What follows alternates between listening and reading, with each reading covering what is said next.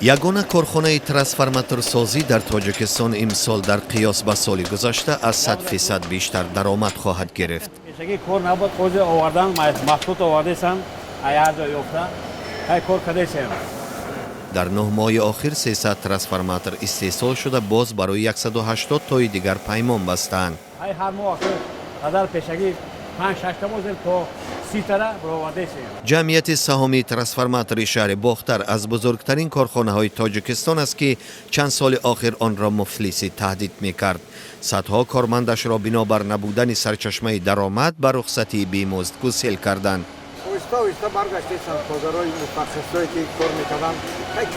ترانسفورماتورهای این کارخانه را شرکت‌های افغانستانی و برق تاجیک می‌خریدند. فعال شدن گروه‌های تندرو مسلح در افغانستان شرکت را از خریداران اصلی محروم کرد. برق تاجیک باشد پولی محصولات گرفته را نمیداد. این باعث افزودن قرض انداز شد. محصولات که میارن ای خطایی ترانسفورماتور پیش مونده هیچی، الان 400 تومان داره کد 400 شد یا که 10 تا زیاد شد آیا کار میبرن. حکومت شرکت ترانسفورماتور را برای پرداخت قرض انداز به فروش گذاشت. حکومت گفت به کسی میفروشد که آن را دوباره فعال کند. سال 2012-13 را گیریم اگر کارخانه ما از 8 تا 12 ترانسفورماتورهای اختیار میبرآورد. حاضر باشد 2 سال اخیر ما اختیار ترانسفورماتور را 3 سال ترانسفورماتور را از 35 تا 40 دانه رسانده ایم.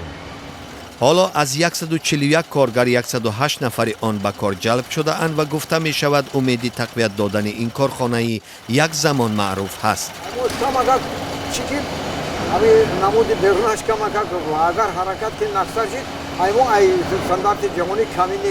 حالا این کارخانه ترانسفورماتورهای برقی نوعی 5 کیلوواتی تا 1000 کیلوواتی استحصال می کند. 400 کیلوواتی آن 46,000 و 250 تاییش 36,000 سامانی نرخ دارد.